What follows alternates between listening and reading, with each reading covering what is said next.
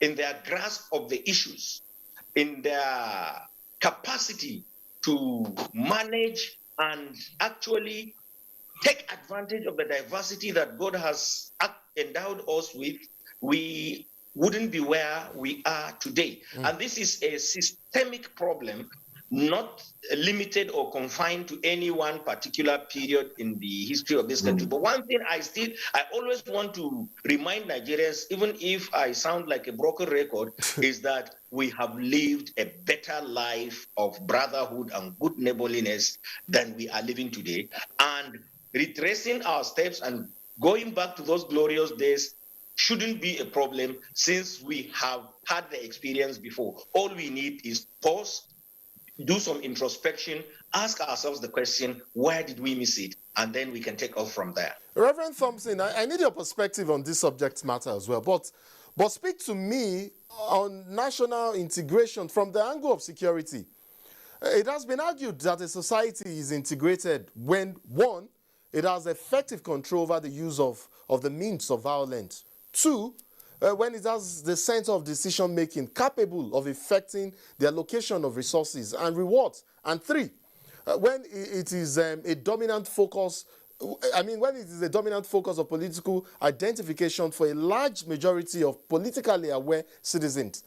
Doesn't that imply that the pursuit of integration may not necessarily be peaceful, but that it could be forceful? Well, thank you very much. Fortunately, this is something I have started discussing with Dr. Ike Neliabu, who is the chairman of the committee that President Mukhtar mentioned, on which I am very willing to serve. You see, the truth is this.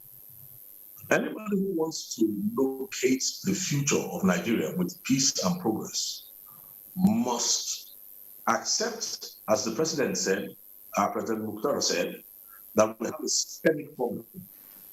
If I want to put it simply, I would say that Nigeria was designed to keep failing without falling. And because of this, if anybody wants to get Nigeria to optimize what we have, our diversity, we cannot but bring in what they call complexity theory into the picture. Don't be alarmed by that big terminology. I was going to ask you for an explanation, actually. It only means the study of chaotic and complex communities with a view to bring out order, structure, peace, and prosperity out of the chaos and complexity. And I want to tell you that one of the reasons why I'm enthusiastic that this could be a game changer is that not only is it that what the NIPR has put together, not is it only creative, not only is it ingenious, it's also audacious, and I want to believe that if things are done properly. Now, let me weigh in on what I was saying earlier, because we've had to discuss these issues. Okay. Nigeria has many problems, and the field of politics is one of the fields that has to be handled with a lot of wisdom and care, for the simple reason that every politician thinks about the next election. So it takes statesmen and patriots of the highest order to think beyond elections into the generations to come. And once we need to just granulate something, since Nigeria has been operating an American-style democracy. Now, what we need to realize is that the second president of the United States of America, President Adams, that's the very second president America ever had, he's made a comment that I think is one of the things we need to bring to bear to the political world in Nigeria. He said, and I quote, "I study politics and war so that my children will be able to study architecture, agriculture, and other topics, so that their own grandchildren can even go into pottery, dance, and things like that as the nation prospers." You will find out that in the Nigerian context, the average politician did not have a structured does not have a structured approach to the study of politics and never studied war at all, hostilities.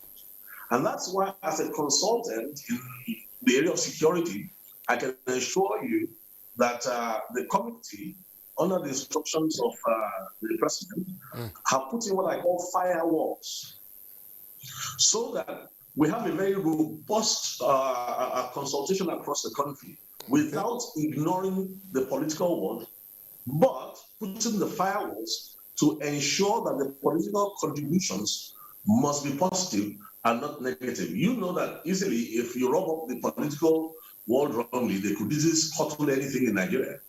But that's not going to happen here, because we all have a common interest. And the NIPR has made it very clear that everybody has to think about their children and their children's children.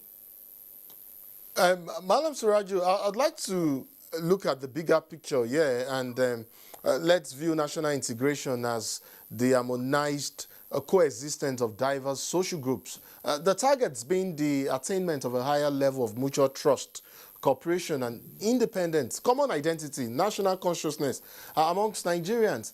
But now I'd like to return to the issue of the summits now, the NIPR, the National Summit on Integration. And like I said, look at the bigger picture. If everything goes as planned, how confident are you that the outcome would be as significant and perhaps as profound to make impact, just like the last national conference set up by the then government of former President Goodluck Ebele Jonathan, which outcome, for the lack of a better word, was dismissed? Well, without prejudice to the reports of that committee and other committees that actually looked at our nationhood before them, I think this one, like I said, is a project like no other. All others were products of political squabbles. You will agree with me on that. Politicians had their problems, and with due respect to our politicians, of course, we have tried to enlist their support. Sometimes you never hear from them until this politician gets the shorter end of the stick from the political dining table. But this one is the product of concern by aggregate of Nigerians, which is purely political. There is nothing political about what we are doing, except for the fact that there is no way you can run away from politics, because it is the process through which the people are governed. And there is no way we can run away from actually enlisting the support of politicians, because they are our leaders now, they were our leaders before, and they will be our leaders tomorrow. That is as far as the political angle to this is. But this one, like Reverend Thompson has said, we have a firewall. We have no way of escaping from relating with the politicians. In any case, we don't intend to want to escape from relating with them, but we will make sure that politics is totally insulated from what we are doing. That is why we call it Citizens Summit. And before I go into your question head on, I want to let you know what the structure of the summit is going to be like. We want it to be a bottom-up process. We are Can you very quickly go over that, because we're fast running out of time? Yes. Yes, we want to start from the state levels. At each state, there will be state planning committee, just like we have the national. They will do their own kind of talk shop, where they will aggregate the average thinking of that state, then they escalate it to the geopolitical zonal level, and at the end of which it will culminate to a national summit, which will hold in Abuja. We believe that the recommendations will be far-reaching, will be sincere, will be pan-Nigerian, and we believe it will be such that it will be too forceful and too strong for any government in place to ignore it. Great, I hope so. Gentlemen, we're fast losing time, but I'd like to flip over now, just like I know we've been flipping between national integration and security. I'd like to move over to Reverend To Rev, is he still there? Great, he's still there. Yes. But I haven't established the nexus between the issues of national security and national integration, I beg your pardon, and security. Reverend Thompson, I listened to you earlier, and I hear you talk about the new war form, and you've actually talked about the constructing the military chain of command. In the past, you recommend for it to be more fluid and responsive to exigencies. But tell me something, how exactly does national security supersede military response? And please attempt to link that to a more reconcilable means of achieving sustainable national security in national integration. Very quickly, if you can. Okay, let me quickly tell you something that Iridentis cause, the cause for separation today, is the greatest danger to national unity, because once we have a fractured front, how can we resist external aggressors? It's going to be very difficult. And that's what makes it extremely important that this effort by the NIPR must succeed. I'll tell you why. Everywhere we say it is better to Georgia than to war. Yes. But if you look back at Nigeria's history, there's been so much violence and turbulence in the past that it's been difficult to have constructive conversations that are truthful. But what NIPR is doing right now is this, because I was their keynote speaker 2 years ago in their convention, and we spoke about the issue of non-violent communication and trying to get the adoption of non-violent communication as the standard platform for all national discourse. Now, you will agree with me that the concept of non-violent communication has worked all across the world, and it is also a deeply African concept in itself. And once we are able to digitalize this and Africanize it, I can assure you that we can revisit Zungeru, we can revisit 1914, we can revisit the concept of Biafra, we can revisit the event of Biafra, the trauma of Biafra, and many things that are very incendiary right now that nobody else can touch. But don't forget that public relations has the tools, the basic tools, that once we establish non-violent communication as the platform for all discourse, it de-escalates tensions. It separates the smoke from the substance. And I'm very sure, I mean, looking at what the attitude is and what has been invested in this, I honestly believe it's going to be a game changer. So you don't think you actually think it's possible to have a nation state where the lines of division are extremely blurred, and it isn't just utopian to have national integration in a very safe environment, where there's the prevalence, I beg your pardon, of mutually beneficial interest and values. I'll tell you this quickly. The way to achieve that, which every nation in the world does, is that there are what we call enculturation programs. Every child learns, the scientists will tell you that every child from age 0 to 7 learns subconsciously. And then the conscious learning starts from 7 upwards. Now, in most nations of the world, this is what happens. A baby born in Nigeria is neither Hausa, Fulani, nor Igbo.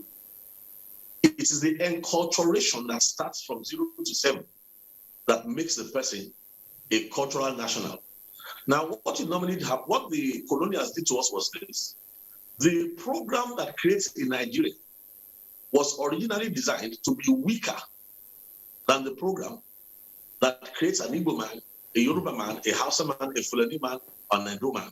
So out of this kind of conference and this effort, you can be assured that there are so many erudite scholars on that board and pragmatic people who will be able to advise on how to craft out a Nigerian enculturation that is much stronger than any local identity. Within 5 years, you will see the profound effect of a Nigerian identity. Gentlemen, unfortunately, this is where we'll draw the curtain on this conversation. But of course, I look forward eagerly to the outcome rather to the sitting of the summit, and of course I also look forward to the outcome.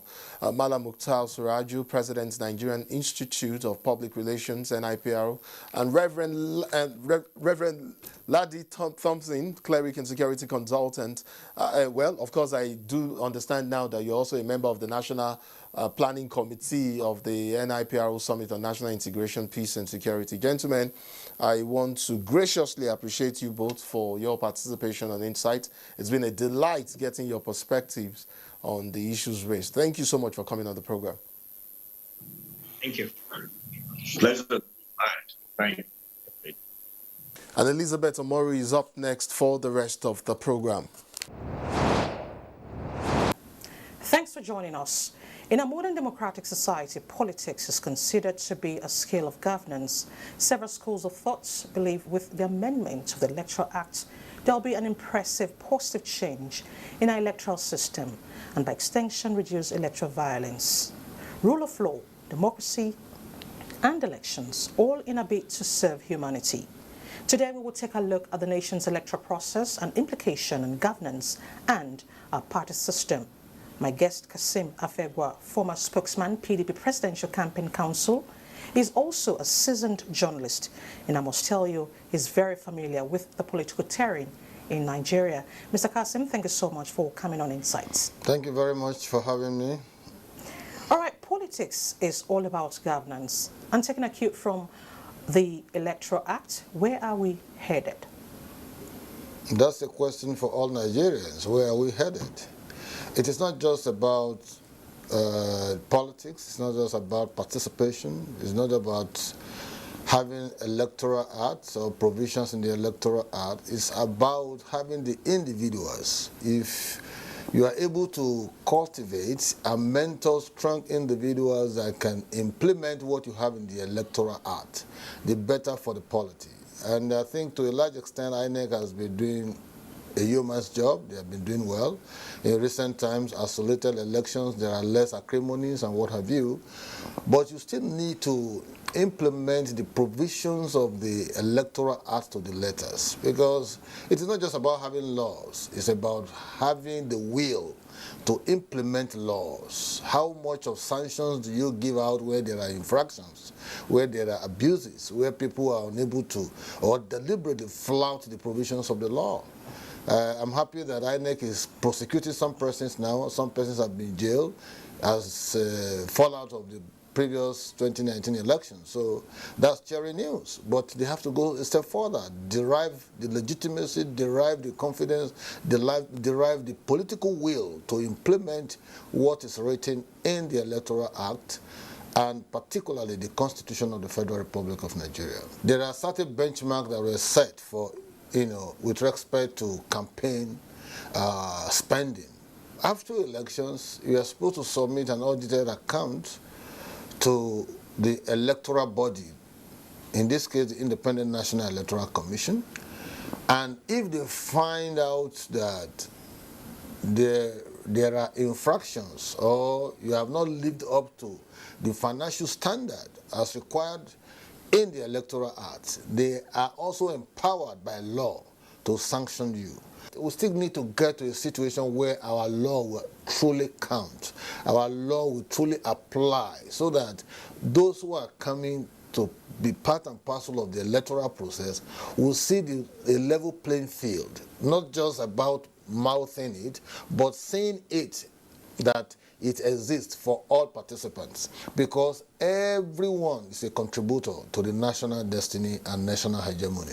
Everyone is a contributor. Now, looking at our political system as a nation, how best do you think we can grow to meet the standard such that political parties will be drivers of good governance? Oftentimes you hear people talk about politicians. Oh, politicians are insincere, they are dishonest, they are this, they are that. But you've forgotten that it is the political parties that actually recruit leaders who will preside over your collective patrimony. It's also about setting an agenda, telling them this is what obtains, this is what should obtain, so that in the final analysis, the good will be for the nation and for the people that reside in the nation, in portions of their legitimate aspirations, whether in the morning, afternoon, evening, or any other time. For me, I think we need to talk to ourselves. There has to be attitudinal change. There has to be a reorientation of minds. There has to be a proper agenda setting for what we want to see, happen in Nigeria in the 21st century world. We need to drive governance in such a way that we'll be thinking about the future of our children and not just what we are now. These days, I was reading a news about 2 hours ago that China is exporting cocoa.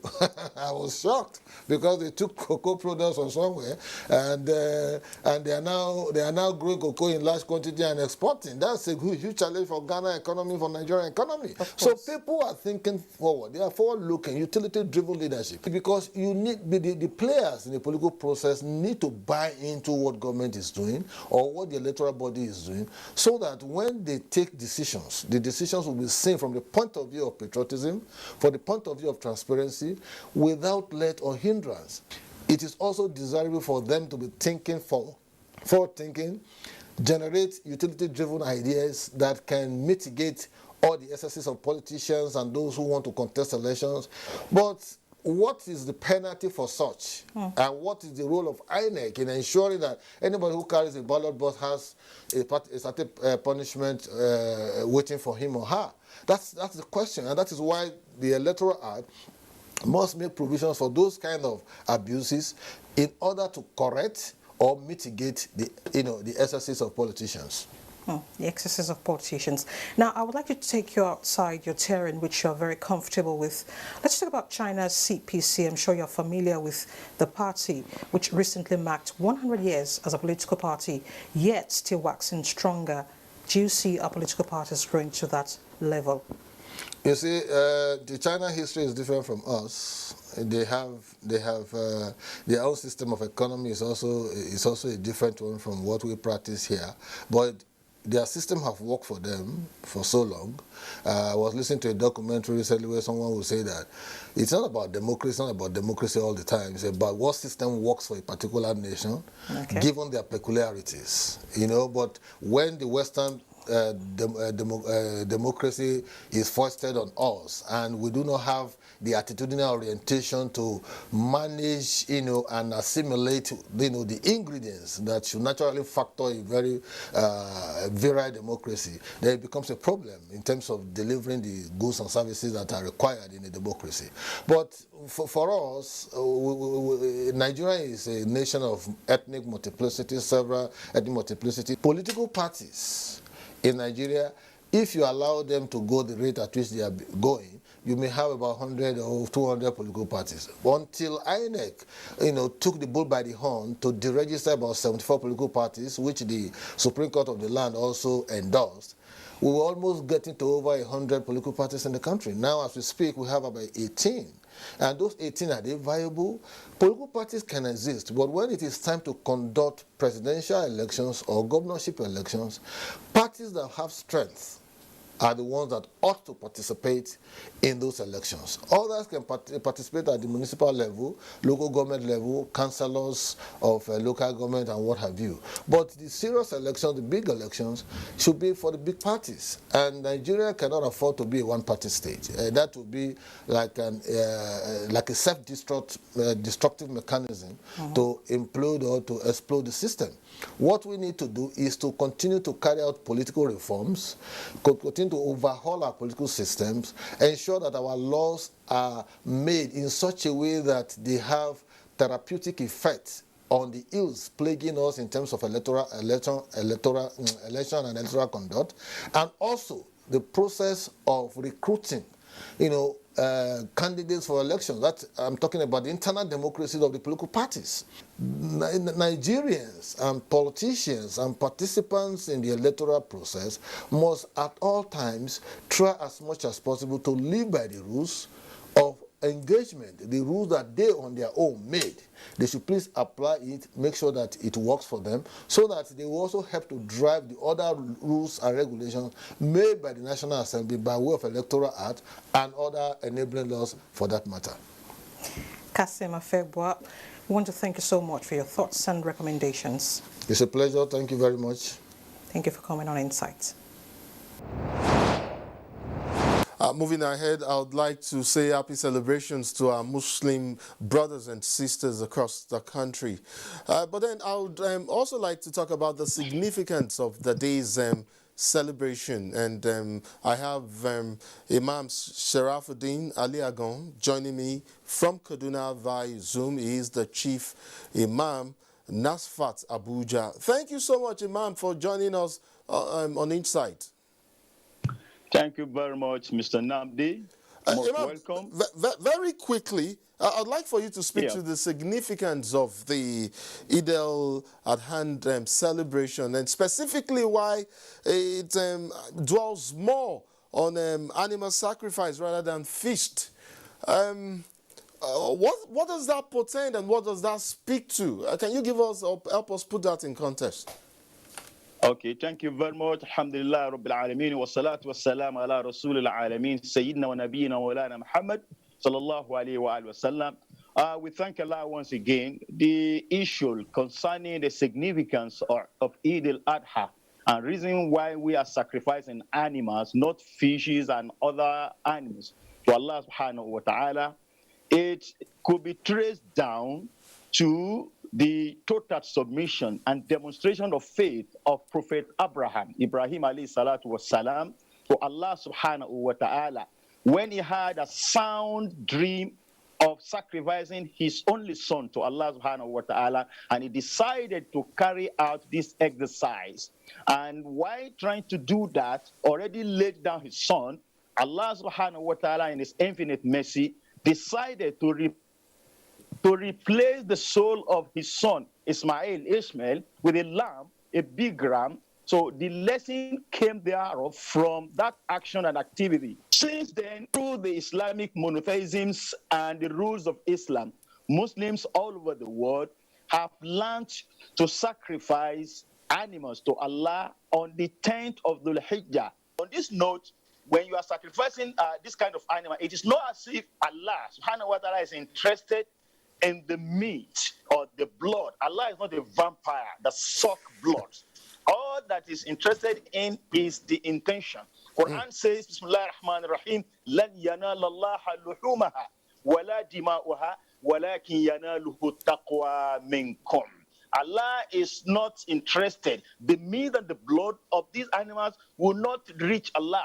But the piety, the obedience, and the spirit of, accepting Allah in totality, and also submission of our will to the will of Allah subhanahu wa ta'ala is what is expected to be demonstrated in sacrificing these animals to Allah subhanahu wa ta'ala. And you will all agree with me, it will also serve as a palliative by making every other poor and vulnerable to be happy on Salah day, that we share the meat into three: one for the poor ones, the second for the family, for the friends and the neighbors, and the third one for the family, to mark the Eid al-Adha, the greatest feast in Islamic history, on the 10th of Dhul Hijjah. And this is what happened to even those who are not Hajj, who are performing pilgrimage. And this is what Muslims all over the world observe in commemoration once again of the willingness of Prophet Adam alayhi salatu wasalam to sacrifice his son to Allah subhanahu wa ta'ala.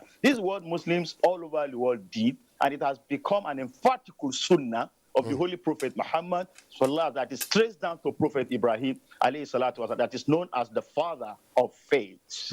You know, Imam, we have a similar story in the Bible, and Abraham, who is known as the father of all nations, is the father of all. I reckon that's the same prophet Ibrahim you referenced earlier when you were talking. And you know, there's a biblical injunction. In fact, there's a very popular biblical saying that that goes thus, that obedience is better than sacrifice. Is that the same lesson derivable from what the entire picture that you've just painted while referencing the significance of the Atan celebrations? And that's firstly. Secondly, you also made reference of them to the pilgrimage. I would like to ask, what is the difference for those who have gone on pilgrimage this season and those who have not? And lastly, just so you answer all of these together, is the sacrificial offering of the animal, is it compulsory for all faithful? Please take all three questions together. Okay. Thank you very much. You have just asked 3 questions, and I take them one after the other. Please. The issue of obeying Allah, being obedient to Allah is better than sacrificing animal. In Islam, everyone that is able to have a sacrificial animal, to make provision for sacrificial animal is seen, and now sacrificing it on Salah is seen as demonstration of his obedience in totality to the will of Allah subhanahu wa ta'ala. So by sacrificing animal is known in Islam as obedience to Allah subhanahu wa ta'ala, just like the way Prophet Ibrahim alayhi salatu wasalam obeyed Allah through the sound dream he had that day. The one who do not have animal to sacrifice does not mean he's disobeying Allah. Okay. He's not in position, he's not financially buoyant to provide an animal. So on that note, there's no problem. At least we want him to also be happy on that day. That's why part of the animal will be shared to him, because he will have also sacrificed the animal if he's in position, if he's financially buoyant to get one. So all these are part of the obedience to Allah subhanahu wa ta'ala. And number 2, the difference between those who are on Hajj, performing pilgrimage, and those who are at home. The difference is now that those who are on Hajj are actually performing the 5th pillar of Islam, which is not, it is in connection with the 10th day of the Hijjah of Salah day. So on that Salah day, they also do the same thing at the Holy Land. Why Muslims all over the world in their respective countries and places will also sacrifice their animals to Allah. They are at home, while the pilgrims are there in the Holy Land, also sacrificing their animal on the same day to Allah subhanahu wa ta'ala, because it is major part of the Hajj rites. Imam, I mean, you know, this season, I grew up in Lagos, and back in the day, the Yorubas called this season Ileya. Ileya was one of was one holiday that I was always excited about, looking forward to, because my neighbors to the right were Muslims. My neighbors to the left were Muslims as well. And so for me, it was quite, and usually this period was always one that I looked forward to. But things, I don't know, things have since changed. And speaking as Nigerians now from different ethnic and religious backgrounds, and finally too, because this will be my last question to you, what are the lessons for us as Nigerians, regardless of our ethnicity, regardless of our religious backgrounds? I mean, what should a season like this speak to us as Nigerians, as a people, you know, as a people going forward now? Thank you very much for that beautiful questions. Islam is seen as one of the best way of life that has encouraged unity, togetherness, and also encouraged good neighborliness. Islam has taught us to be nice to our neighbors, people that live around us, and to see every humanity as being part of one another. In the feast of Eid al-Adha, it is allowed under Islamic monotheism that we all share the same spirits. The Muslims and non-Muslims are allowed to rejoice with their Muslim brothers, their Muslim neighbors, their Muslim countrymen, at least to be happy together, to celebrate together. It is not out of point for Muslims to share their meat to their neighbors who are non-Muslims. Islam has encouraged unity, sharing of love and togetherness. And you would, just like you said, Mr. Namdi, that when you are in Lagos, you understand that Ileya is a great festival where everybody seems to enjoy themselves. They relate together, both Muslims and Christians, and even the atheists. Islam has not discriminated this. Islam is a complete way of life that has welcome every human being as being part of us. I hope as Nigerians we can all be open to dialogue, we can all be open to embracing each other's faith and belief. Imam Sarafuddin, I would like to pause you at this point because we're completely out of time. I want to thank you so much for joining us from Kaduna You're on most such welcome. short notice. We want to appreciate you for coming on the program, Imam Sarafuddin Ali Agon, Alhamdulillah. Chief Imam, Nasfat Abuja. Thank you so much for joining us on You're Insight. most welcome. Thank you very much for having me. And that's it on this episode of the program. To join us same time next week for more on Insight. My name is Nnamdi Odipo. And I'm Elizabeth Omori. We'll see you next week.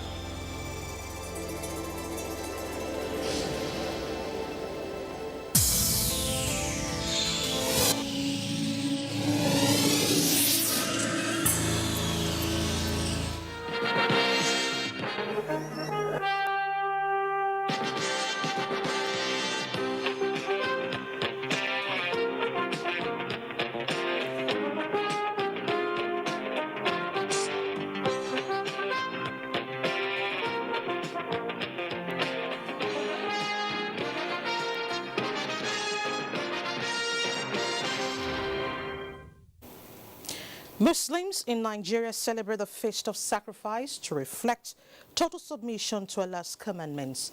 This is Panorama Today Live, reaching you from Abuja. I am Elizabeth Omori, and Eid Mubarak to all our Muslim brothers and sisters. We'll be right back.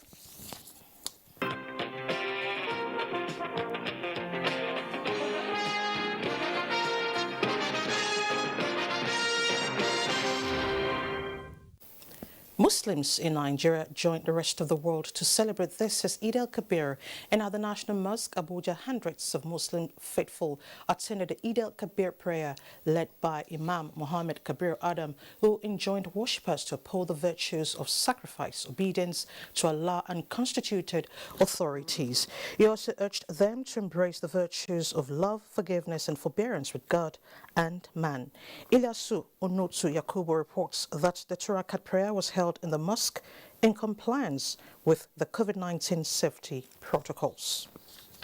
ولا يشرك بعبادة ربه أحدا الله أكبر سمع الله لمن حمده ربنا ولك الحمد الله أكبر. Still on the celebration, President Muhammad Buhari has reiterated determination of his administration to create a just, harmonious and prosperous country where safety of lives and property will be guaranteed. Abubakar Usman Akwanga reports that this was part of the president's message in commemoration of the 2021 Eid al-Kabir celebration. In his Eid Adha message, the president reiterates the determination of his administration to create a just, harmonious and prosperous country in which the safety of lives and property is assured. Reflecting on the current challenges facing the country, the president states that COVID-19 has taken a heavy toll on the economies of all countries, including Nigeria, in addition to the fact that floods have caused large-scale destruction to agricultural farmlands, thereby impacting negatively on local production in line with the policy of drastically reducing food importation. This, he explains, has led to food inflation, which the government is working hard to address. President Buhari says no government in recent history of the country has invested heavily as to promote local production of about 20 other commodities through the provision of loans and several other forms of support to farmers. He says, apart from the destruction caused to rice farms by floods, middlemen have also taken advantage of the local rice production to exploit fellow Nigerians, thereby undermining the goal of supporting local food production at affordable prices.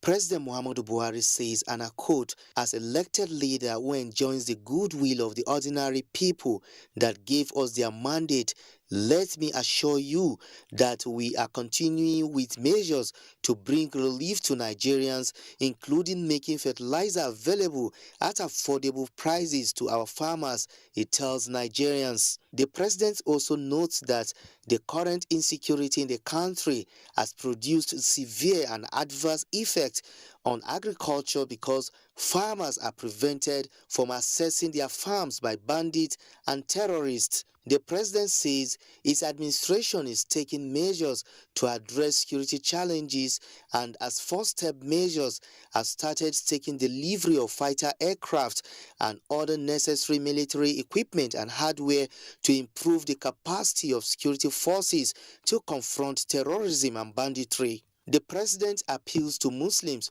to demonstrate the good virtues of Islam through personal examples and practices.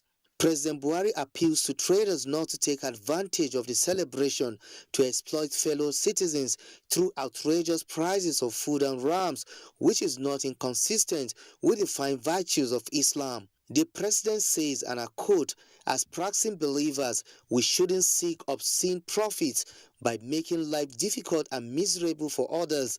We should not seek happiness at the expense of others, as Islam is a religion of charity that preaches love for one another." The president urges Muslims to continue to live in peace and harmony with fellow Nigerians of other faiths in the spirit of togetherness and pray for the progress of Nigeria at all times. The president says Nigerians should unite in exposing undesirable elements who are creating security problems for the country and fanning the ember of unrest.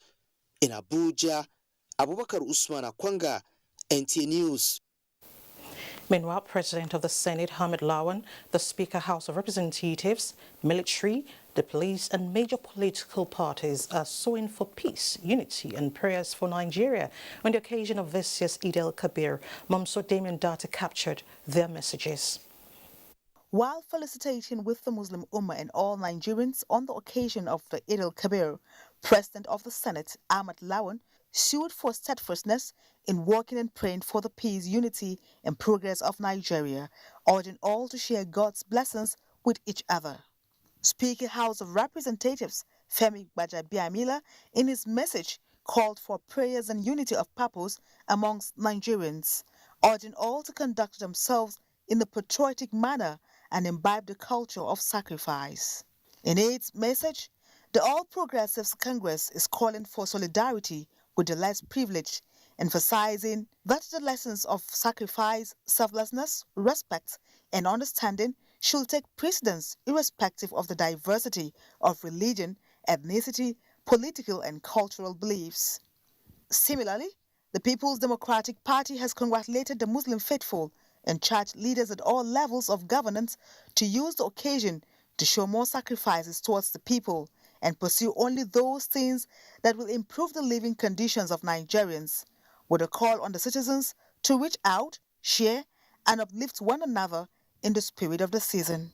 And from the Minister of Defense, Major General Bashir Salihi Magashi, comes a call for selfless sacrifice to enhance national security and unity, underscoring the need for patriotic sacrifice and support to end the spate of insecurity in the nation, pointing out that national security is the responsibility of all.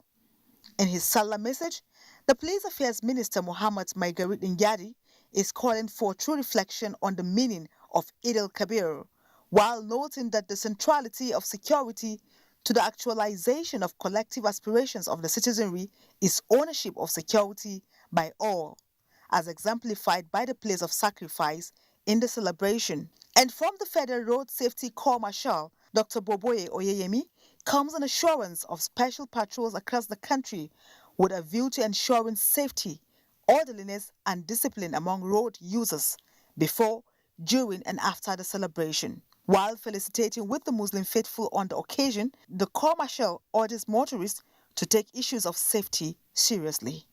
Momso Damien Ati, NTA News. In the same vein, the Christian Association of Nigeria CAN rejoices with the leadership of the Nigerian Supreme Council for Islamic Affairs and the Muslim faithful as they mark the 2021 Eid al-Kabir celebration.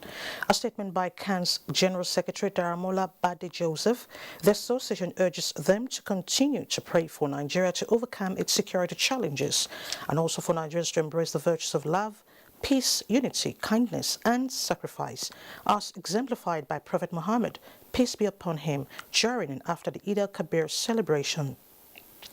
CAN also appealed to all security agencies, especially the police and the army, to tighten security across the country during and after the celebration.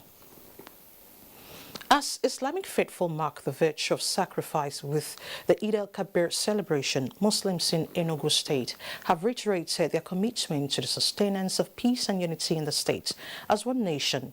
The Islamic faithful in the state gave the assurance while receiving some Salah gifts presented to them by the State Governor Ifeanyi Ugwuanyi. Susan Eze has details.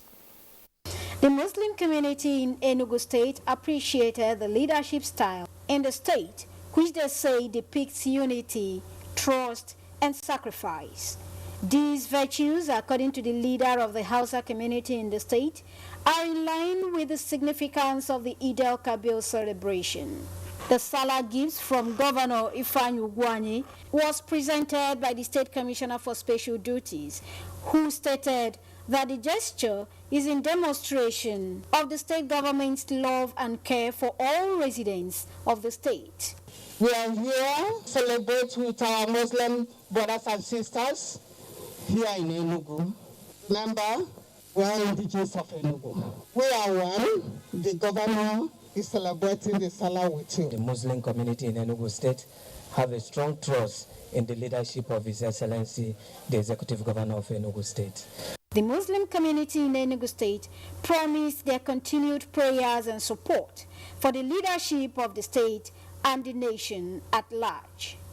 In Enugu, Susan Eze, NTA News.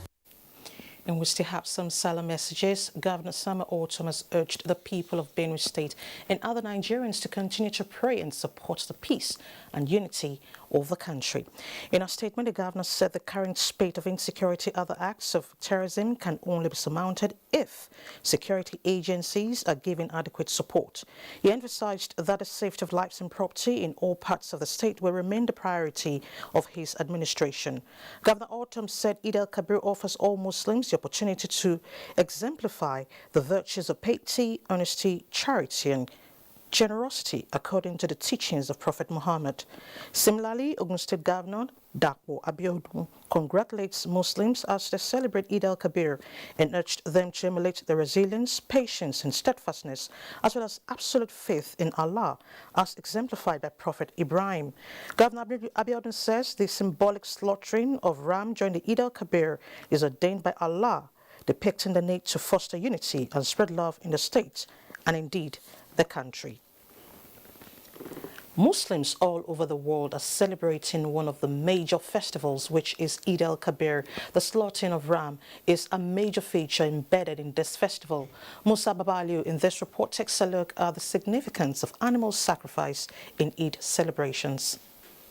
More than 1.8 billion Muslims around the world are in a celebration mood as they observe one of the major religious festivals, which is Eid al-Adha or Eid al-Kabir. On a day like this, Muslims not performing Hajj are expected to carry out two major activities: to observe congregational prayers in his community and slaughter a sacrificial animal. Islamic scholars identify ram, goat, cow, and camel as the animals that can be used for the sacrifice. The essence here now is to slaughter a ram for you to be conscious of God, to clean your heart, to change the way you do your things, and to be more submissive to God who has created you and give you all the opportunities you have.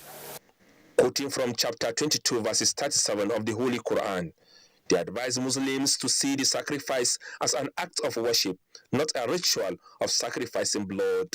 Allah says He doesn't need the blood or the flesh of that ram. وَلَكِنْ يَنَالُ تَقْوَى مِنْكُمْ. The fear of Allah in which you use in slaughtering that animal matters a lot.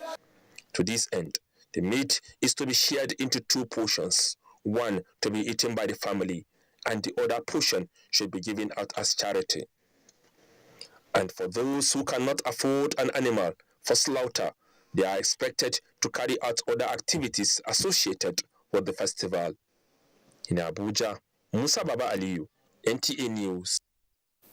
While hundreds of passengers were left stranded at the Mobolaji Johnson train station due to surge in traffic and limited round trips, the Murtala Mohammed International Airport was devoid of the usual bustling prelude to Eid el-Kabir. Michael Olale reports. The tales of endless journey on the Lagos-Ibadan Expressway is inducing the quest for alternatives. And at the Mobolaji Johnson train station, it was an unusual rush, a quite overwhelming situation for officials as the pressure to travel for Eid el-Kabir celebration intensifies.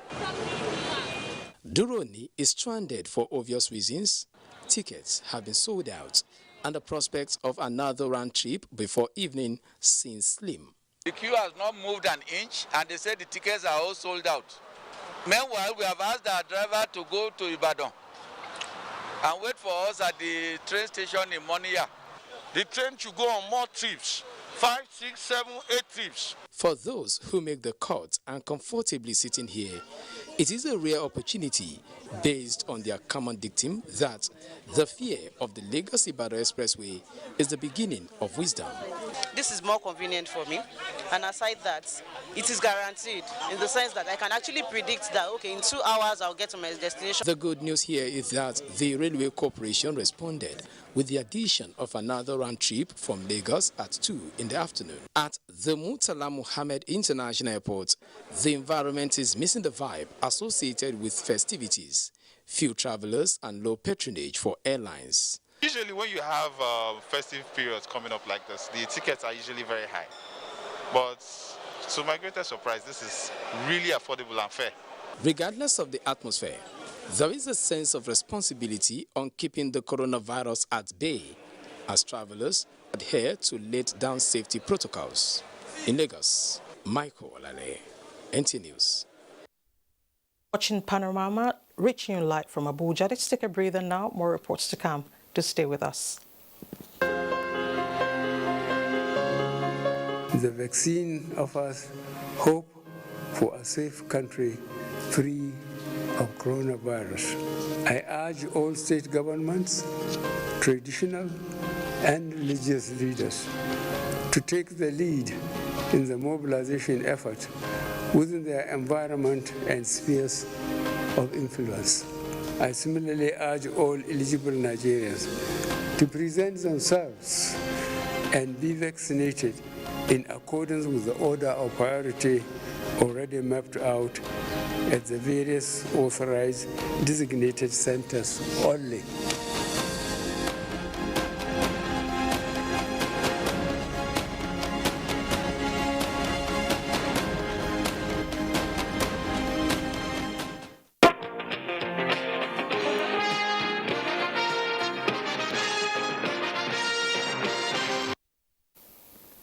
Thanks for staying with us. And I have directive to join Adiola in our Lagos studio for the continuation of Panorama.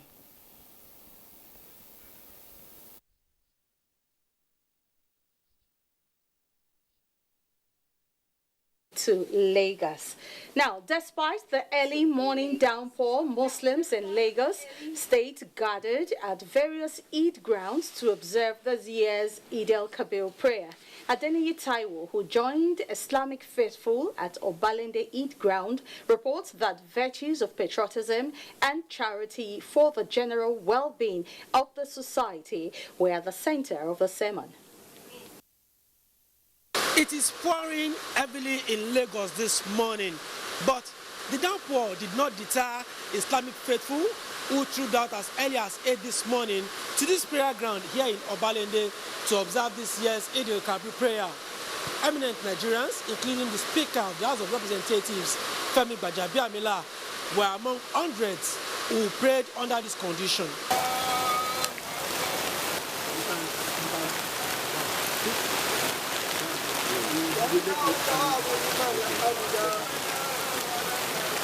Leading the congregation, which also included the Deputy Governor of Lagos State, Obafemi Hamzat, and the customary 2 rakat prayers to mark 2021 Eid al-Adha, the Grand Chief Imam of Lagos State, Sheikh Sulaiman Abu-Nola, enjoined Muslims to look beyond current socio-economic and security challenges facing the country and see reasons to appreciate Allah for the benevolence of witnessing another celebration.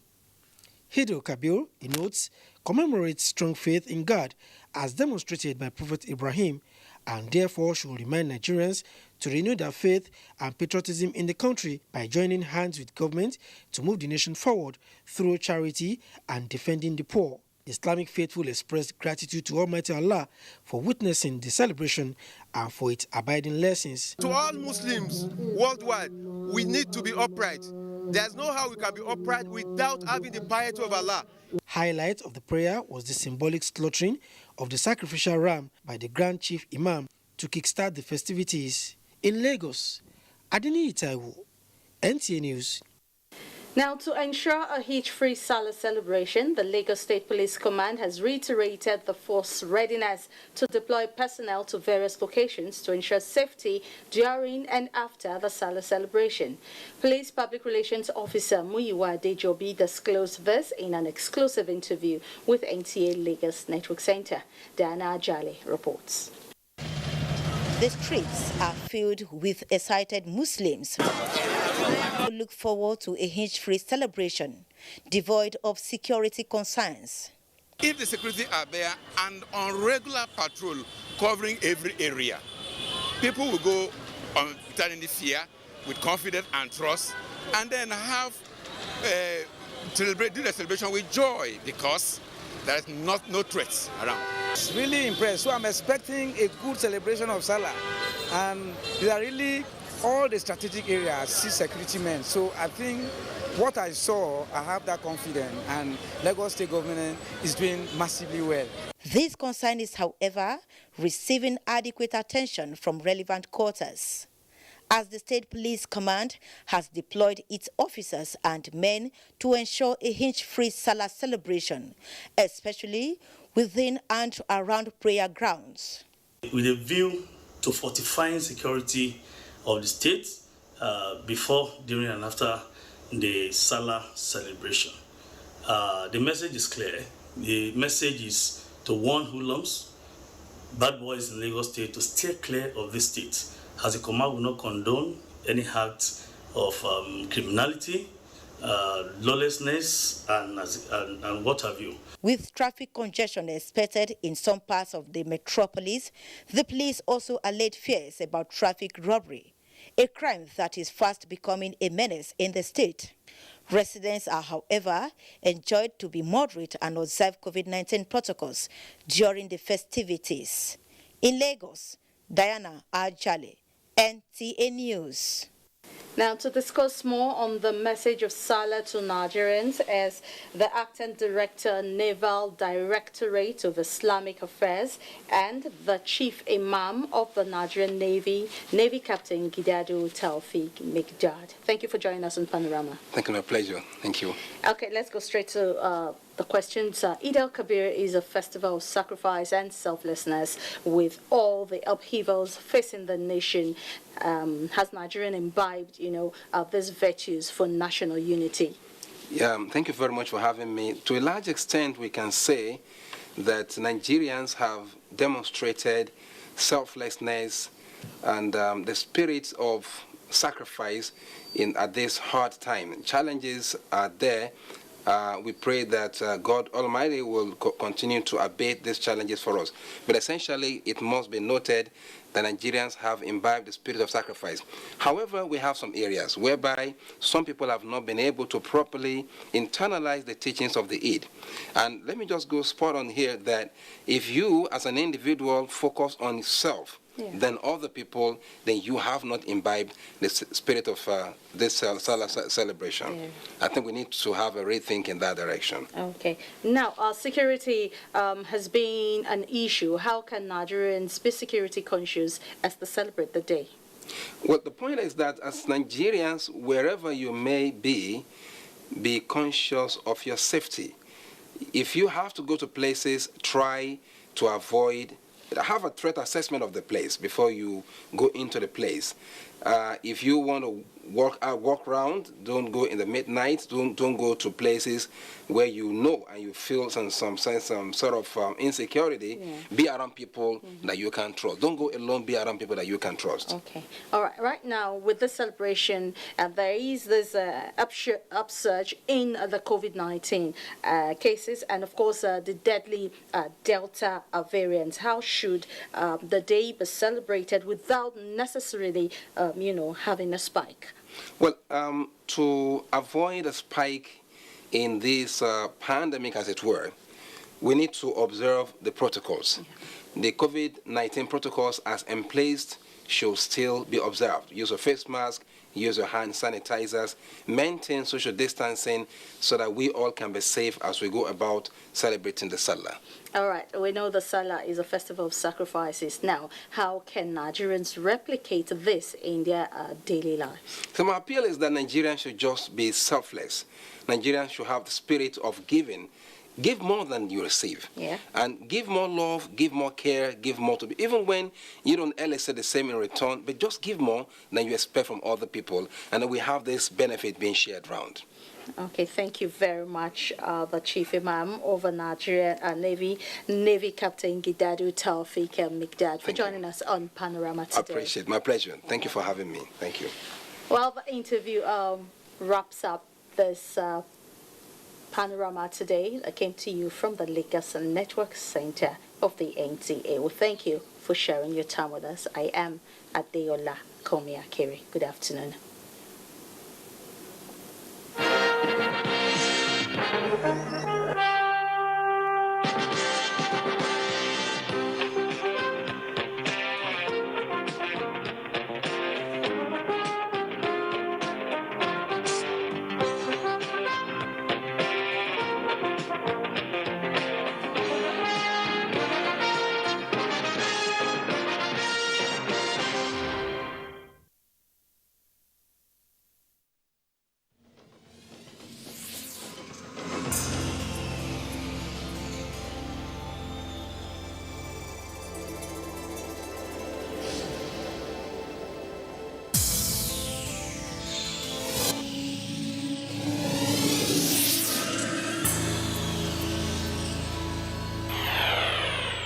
NTA, you can't beat the reach. Allahu Akbar, Allahu Akbar, Allahu Akbar. La ilaha illallah. Allahu Akbar, Allahu Akbar, walillahil hamd.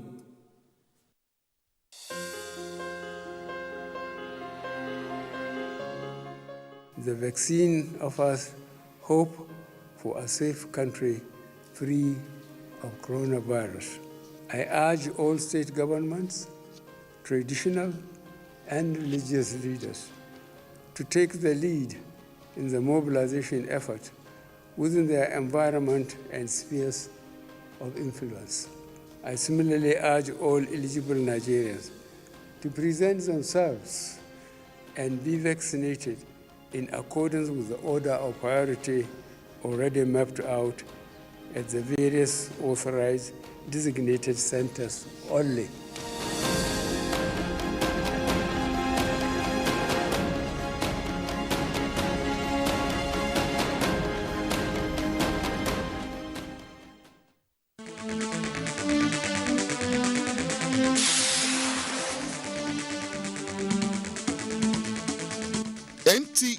Tuesday Live, analytical, in-depth, educative, and interactive on national issues accommodating all sides of opinions. We as a people have understood that we have to fight corruption before it fights us back. Poverty has a financial index, so it should be fought also with a financial weapon. Give it to the social investments program. It has been a very courageous battle. Tuesday Live, every Tuesday at 10:30 p.m. Join us. تقبل الله منا ومنكم عيد مبارك علينا وعليكم تقبل الله منا ومنكم عيد مبارك علينا وعليكم.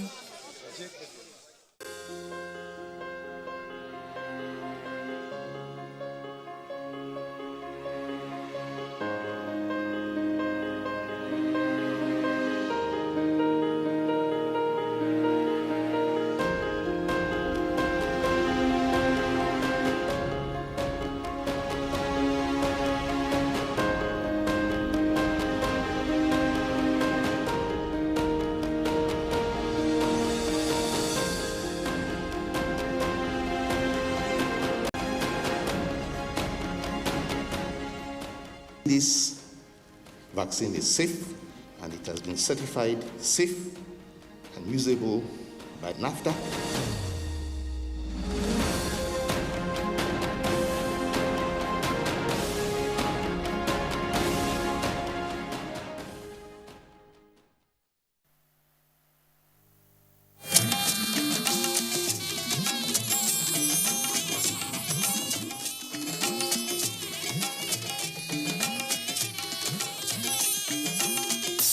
This is the network service of the NTA.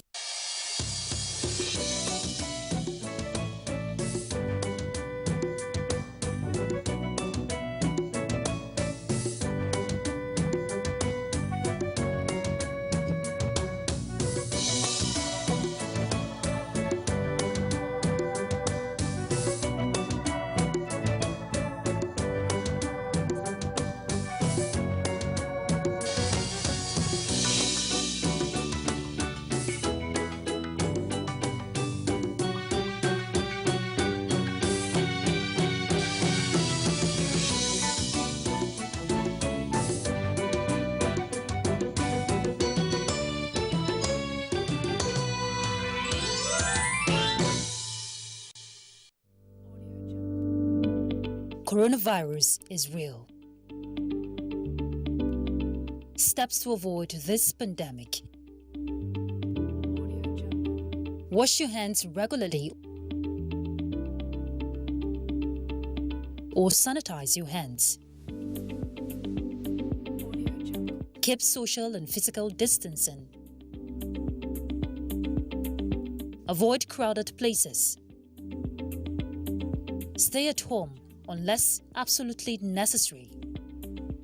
Don't touch your eyes, nose, or mouth if your hands are not clean. Avoid the spread of coronavirus. Coronavirus is real.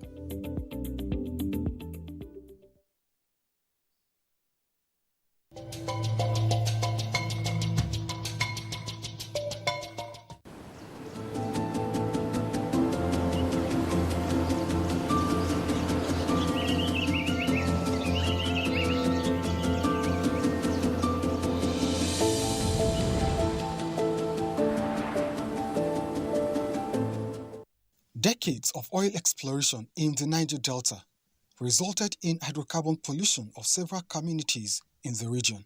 In 2011, the United Nations Environment Programme, UNEP, released its Environmental Impact Assessment Report on Ogoni land. The report indicated massive hydrocarbon pollution and contamination of soil and groundwater that would take 30 years to clean up. Not much was done to remedy the situation until June 2016, when the present administration officially flagged off the cleanup exercise in Bodo, Gokana local government area of Rivers State.